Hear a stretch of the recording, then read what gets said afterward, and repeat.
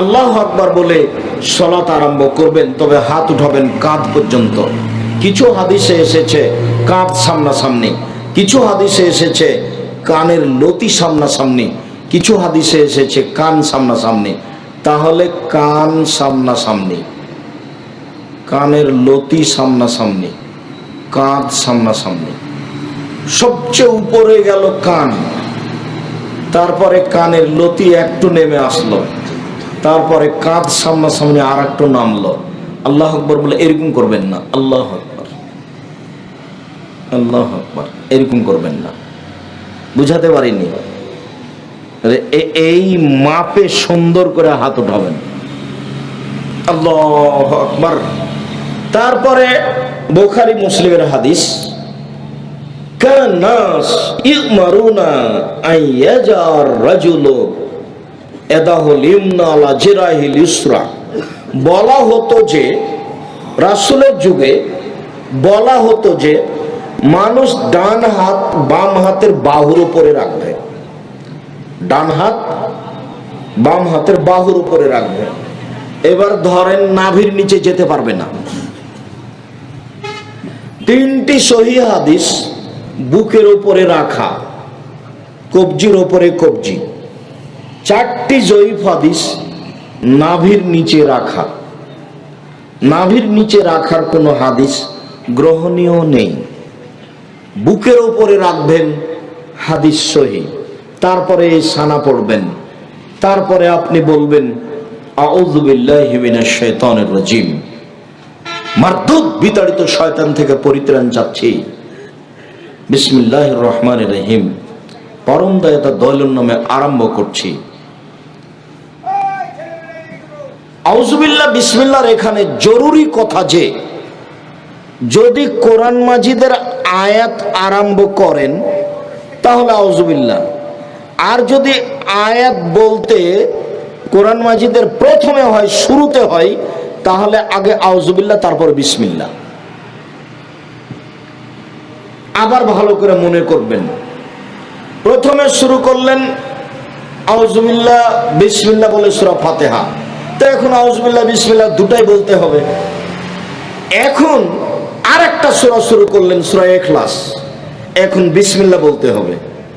কিন্তু আরেকটা সূরার প্রথম থেকে শুরু না করে মধ্যে থেকে শুরু করলেন, তখন কি বিসমিল্লাহ বলবেন? জি না। সূরার মধ্যে শুরু করলে বিসমিল্লাহ বলা হবে না। মধ্যে শুরু করলে বাস সূরা ফাতিহা শেষ হয়ে গেল, ওখানে চলে যাব। আলহামদুলিল্লাহি রাব্বিল আলামিন, বিশ্বজগতের প্রতিপালকের প্রশংসা। আর রহমান রাহিম, তিনি হচ্ছেন পরম দাতা দয়ালু। মালিক ইয়াউমিদ্দিন, তিনি হচ্ছেন বিচার দিনের মালিক। ইয়াকা না'বুদু, একমাত্র তোমার ইবাদত করি। ওয়া ইয়াকা নাস্তাঈন, একমাত্র তোমার নিকটে সাহায্য চাই। ইহদিনাস সিরাতাল মুস্তাকিম, তুমি আমাকে সোজা সঠিক পথ দেখাও। সিরাতাল্লাযীনা আন'আমতা আলাইহিম, ওই পথ দেখাবে যে পথের উপরে তুমি দয়া করেছো। ওদের পথ তুমি দেখাও যাদের প্রতি অনুগ্রহ করেছো। গায়রিল মাগযুবি আলাইহিম ওয়ালাদ-দাল্লিন, ওদের পথ দেখায়ও না যারা ভ্রান্ত। যাদের প্রতি তুমি অভিশাপ করেছো ওদের পথ তুমি দেখায়ও না। আমিন। এই দীর্ঘ সময় ধরে তোমার দরবারে যে প্রার্থনা করলাম, এই প্রার্থনা তুমি কবুল করো।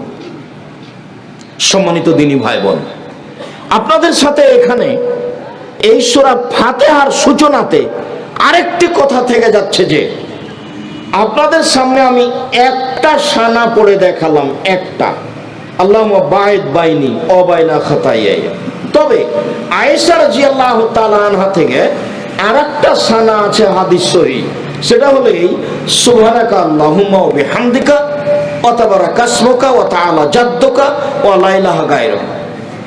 সুবহানাকা আল্লাহুম্মা রাব্বানা ওয়া বিহামদিকা, হে আল্লাহ তোমার প্রশংসা সহকারে তোমার পবিত্রতা বর্ণনা করছি।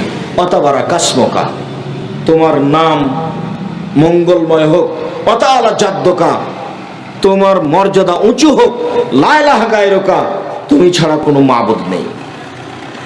এইটি আপনি, এই দুরূদ দুইটি আপনি 5 ওয়াক্ত সালাতে, নফল সালাতে পড়তে পারেন। তবে যদি রাতে উঠে সালাত আরম্ভ করেন তখনকার সানা একটু ভিন্ন। মুখস্থ করতে না পারলেও তো চেষ্টা তো করতে হবে। তো ওখানে দুটা সানা বলে আবার এখানে ফিরে আসছি।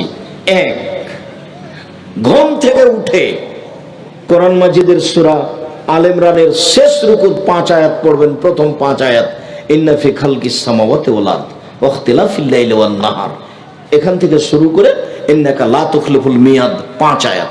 এরপরে আপনি বলবেন আশহাদু আল্লা ইলাহা ইল্লাল্লাহু ওয়াহদাহু লা শারীকা লাহু লাহুল মুলকু ওয়া লাহুল হামদু ওয়া হুয়া আলা কুল্লি শাইইন কাদির ওয়া সুবহানাল্লাহি ওয়া আলহামদুলিল্লাহি ওয়া লা ইলাহা ইল্লাল্লাহু আল্লাহু আকবার ওয়া লা হাওলা ওয়া লা কুওয়াতা ইল্লা বিল্লাহ রব্বিগফিরলি। লা ইলাহা ইল্লাল্লাহু ওয়াহদাহু লা শারীকা লাহু, আল্লাহ ছাড়া কোনো মাবুদ নাই, তার কোনো শরীক নাই। লাহুল মুলকু, রাজত্ব তার, ওয়া লাহুল হামদ, প্রশংসা তার। লা ইলাহা ইল্লাল্লাহু ওয়াহদাহু লা শারীকা লাহু লাহুল মুলকু ওয়া লাহুল হামদু ওয়া হুয়া আলা কুল্লি শাইইন কাদির, তিনি সর্বশক্তিমান। ওয়া সুবহানাল্লাহি ওয়া আলহামদুলিল্লাহ, আল্লাহর পবিত্রতা বর্ণনা করি। আলহামদুলিল্লাহ, প্রশংসা আল্লাহর। ওয়া লা ইলাহা ইল্লাল্লাহ, আল্লাহ ছাড়া কোনো মাবুদ নাই। আল্লাহু আকবার, তিনি মহান। লা হাওলা ওয়ালা কুওয়াতা ইল্লা বিল্লাহ, বাহ্যিকভাবে এবং আন্তরিকভাবে নড়াচড়া করার কোনো শক্তি নেই।